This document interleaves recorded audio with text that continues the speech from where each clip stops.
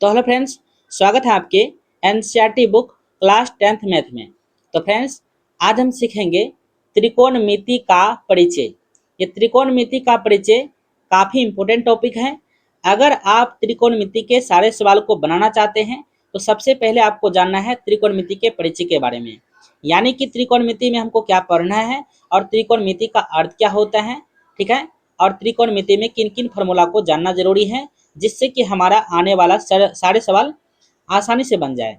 तो चलिए सीखते हैं और समझते हैं बिल्कुल सरल भाषा में।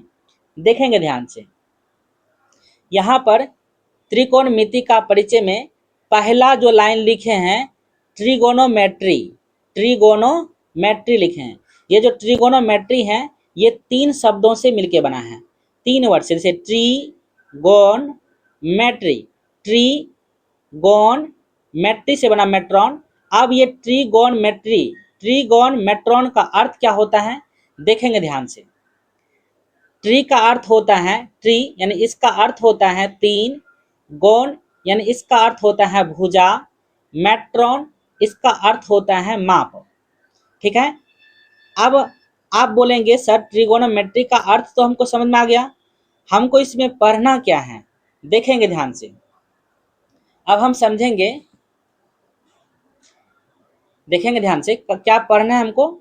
यहाँ पर जो आकृति देख रहे हैं या एक आकृति बना हुआ है, यहाँ पर जो एक लड़का देख रहे हैं ये लड़का समझना है कि ये आप हैं, ठीक है। ये समझना है कि ये आप हैं और ये जो आकृति देख रहे हैं ये कुतुब मीनार है, ठीक है। मान लेते हैं कि आप दिल्ली गए हैं कुतुब मीनार को देखने के लिए। आप क्या करते हैं कि कुछ दूरी पर, मान लेते कुतुब मीनार यहाँ है, आप यहाँ से कुतुब मीनार को देखना शुरू करते हैं। तो जब आप इस कुतुब मीनार के ऊपरी सिरे को देखते हैं तो यहाँ से आप इसको देखते हैं तो एक लाइन बनता है, और जब यहाँ से आप निचली सिरे को देखते हैं तो यहाँ से भी एक लाइन बनता है, ठीक है। और जब आप इसके निचली सिरे से, सबसे निचली सिरे से ऊपरी सिरे को देखते हैं तो यहाँ भी एक लाइन बन जाएगा, ठीक है। इस प्रकार देखते हैं कि एक समकोण त्रिभुज बनता है ना, एक त्रिभुज बनता है। यानी कि अगर आप यहाँ पर इस कुतुब मीनार की ऊंचाई पता करेंगे बिना इस पे चढ़े, कैसे पता करेंगे, तो वही चीज़ हम सीखेंगे। बिना चढ़े हम इस त्रिभुज की सहायता, ये त्रिभुज जो बन रहा है इस त्रिभुज की सहायता से बिना चढ़े हम इसकी ऊंचाई को माप सकते हैं। तो चलिए सीखते हैं। अब हम सीखेंगे कि कैसे इस कुतुब मीनार की ऊंचाई बिना चढ़े निकालते हैं। इसको सीखने के लिए सबसे पहले आपको जानना है ये जो त्रिभुज बन रहा है इस त्रिभुज के बारे में जानना है। यहाँ देखेंगे ध्यान से, यहाँ पर हम त्रिभुज बनाए हैं, यहाँ पर एक त्रिभुज बनाए हैं ABC, त्रिभुज ABC। अब त्रिभुज ABC में कोण A के लिए ये जो लाइन है, ये नीचे वाला लाइन, ये होता है हमारा बेस। बेस को हिंदी में बोलते हैं आधार, ठीक है। इस कोण के लिए, कोण A के लिए जो है AB हो गया हमारा आधार और AC हो गया परपेंडिकुलर यानी लंब और BC हो गया हाइपोटेनियस यानी कर्ण, ठीक है। अब हम समझ गए कि कोण A के लिए आधार हो गया AB, लंब हो गया AC और कर्ण हो गया BC। अगर आपसे पूछे कि इसी त्रिभुज में कि कोण C के लिए लंब कौन सा हो जाएगा, इस कोण के लिए कोण C के लिए लंब कौन सा हो जाएगा और आधार कौन सा हो जाएगा और कर्ण कौन सा हो जाएगा। अब हम सेम आकृति यानी ABC, त्रिभुज ABC यहाँ पर एक बनाए हैं, देखेंगे ध्यान से, ABC त्रिभुज ABC बनाए हैं। अब हम इस कोण के लिए तो हमको पता चल गया कि ये लंब हैं, ये आधार हैं, लेकिन इस कोण के लिए लंब कौन सा हो जाएगा। ध्यान देंगे, आपको कुछ नहीं करना है, जस्ट इस कोण के सामने जो होगा ना, इस कोण के सामने होगा वो कोण C के लिए हो जाएगा लंब, यानी कि AB हो गया लंब, ठीक है, और AB हो जाएगा इसका आधार और BC हो जाएगा कोण C के लिए कर्ण। याद रखना है कि त्रिभुज ABC में किसी भी कोण के लिए कर्ण जो होगा हमेशा BC ही होगा। ए के लिए, कोण ए के लिए कर्ण BC ही होगा, कोण B के लिए कर्ण क्या होगा, BC ही होगा, और कोण C के लिए कर्ण क्या होता है, BC होता है। बस बदलता है तो लंब और आधार बदलता है, ये चीज याद रखना है। इसीलिए यहाँ पर देखेंगे कोण A के लिए आधार हुआ था हमारा ये, और कोण C के लिए आधार हो गया हमारा ये। ठीक है, अब हम देखेंगे ध्यान से, कोण A के लिए हमको लंब आधार कर्ण पता चल गया, कोण C के लिए आधार लंब और कर्ण पता चल गया। अब अगर हम कोण B के लिए हमको पता करना है कि लंब कौन सा हो जाएगा, आधार कौन सा हो जाएगा, तो देखेंगे, सीखेंगे। अब हम यहाँ पर एक त्रिभुज और बना है, ABC ही त्रिभुज बना है, त्रिभुज ABC ही बना है, यहाँ भी त्रिभुज ABC ही है।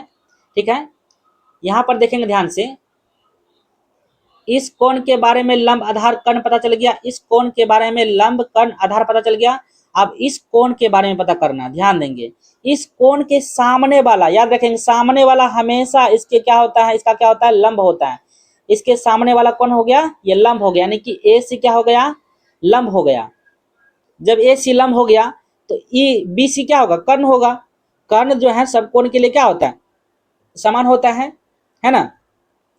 और आधार, ये जब लंब हो गया तो ये चीज क्या हो जाएगा, यानी कि AB क्या हो जाएगा, आधार हो जाएगा।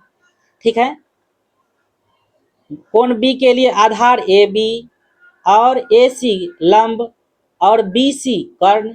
ठीक है, याद रखेंगे एक चीज कि कर्ण कभी भी किसी कोण के लिए नहीं बदलता है, ये चीज काफी इंपॉर्टेंट है।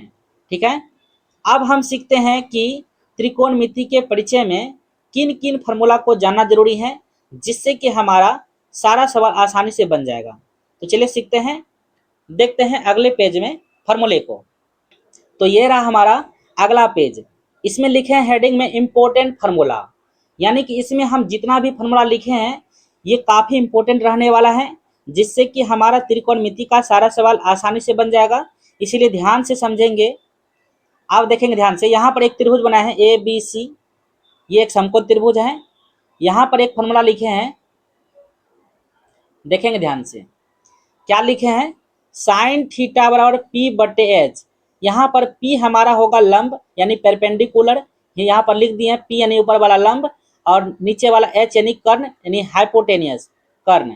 यानी कि साइन थीटा का फॉर्मूला बोले तो P/H, लंब बटे कर्ण बोले, हिंदी में बोलिए ऐसे बोलिए, लेकिन ये बोलना आसान है, थोड़ा सा इसमें समय भी लिखने में बचेगा, इसलिए आप जब भी प्रयोग करेंगे साइन थीटा बराबर P/H का प्रयोग करेंगे। और कोस थीटा का फॉर्मूला होता है B/H, और टेन थीटा का फॉर्मूला होता है P/B। अब ये फॉर्मूला को याद करने का एक ट्रिक है, आपको हम बता रहे हैं, देखेंगे ध्यान से। अगर आप इस ट्रिक को समझ लेते हैं तो फिर फॉर्मूला आपको आसानी से याद हो जाएगा।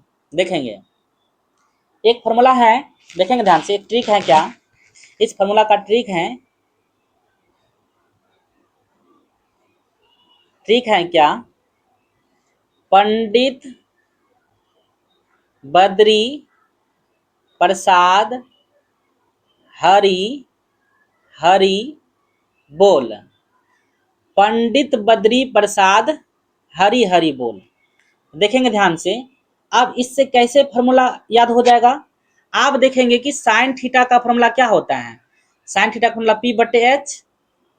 तो यहाँ पर देखिए, ये जो पहला वाला जो हो गया पंडित बद्री प्रसाद हरि हरि बोल, ये जो पहला वाला हो गया हमारा साइन थीटा का फॉर्मूला हो गया, साइन थीटा का P/H, ये कोस थीटा का B/H, और टेन थीटा का P/B।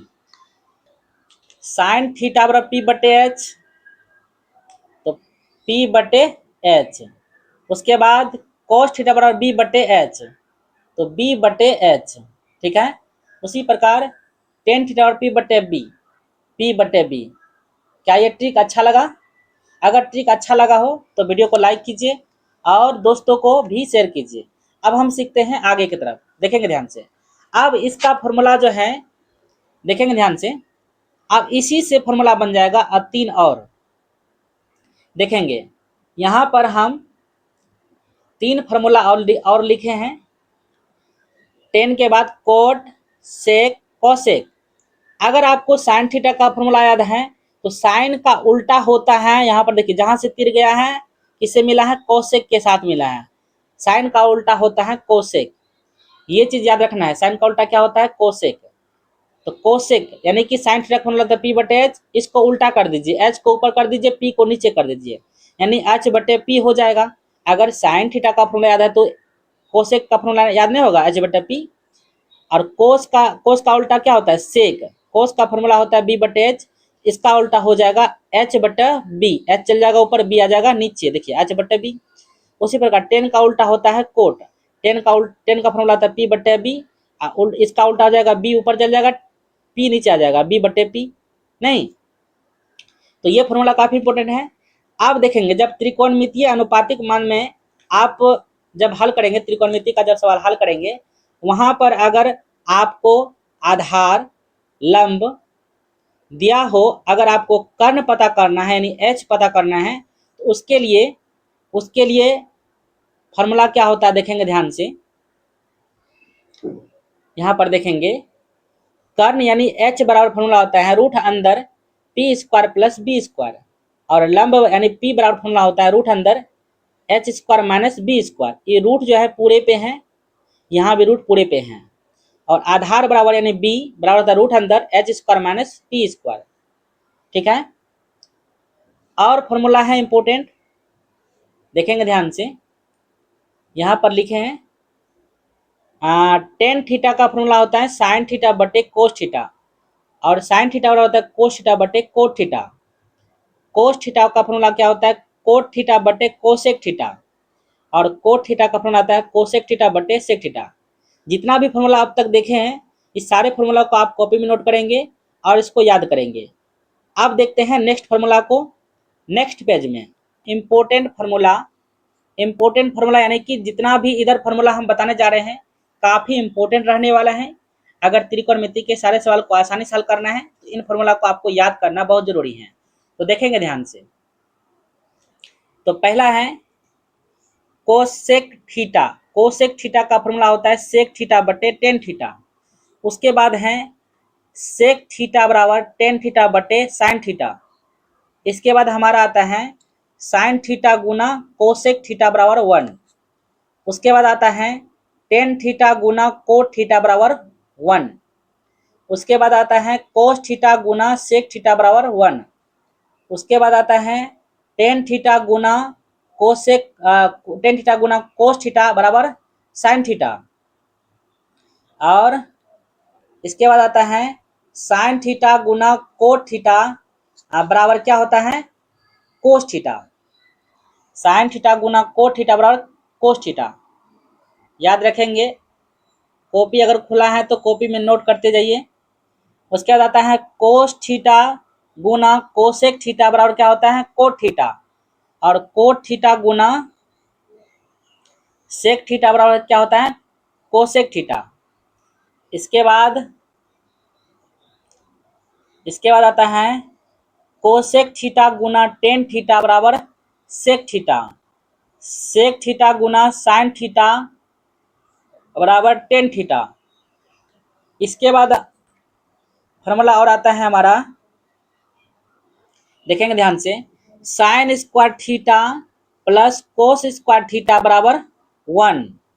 इसके बाद फॉर्मूला आता है 1 प्लस कोट स्क्वायर थीटा बराबर कोसेक स्क्वायर थीटा। ठीक है, अब है इस पेज का आखिरी formula ten square theta plus 1 बराबर सेक स्क्वायर थीटा। ठीक है, अब देखेंगे नेक्स्ट फॉर्मूला को। तो ये रहा हमारा next formula, 1 minus cos square theta बराबर साइन स्क्वायर थीटा, और कोसेक स्क्वायर थीटा बराबर cosec square theta minus cot square theta बराबर 1, सेक स्क्वायर थीटा माइनस 1 बराबर टेन स्क्वायर थीटा। ठीक है, अब तक हमने जितना भी फॉर्मूला बताया, अगर इसमें से कोई भी फॉर्मूला छूटा है, जब हम सवाल को हल करेंगे वहां पर बचे हुए सवाल को हम बगल में साइड में हल करते समय वहां पर लिखेंगे। ठीक है, तो अगर ये वीडियो अच्छा लगा हो तो वीडियो को लाइक कीजिए और दोस्तों में ज़्यादा से ज़्यादा शेयर कीजिए।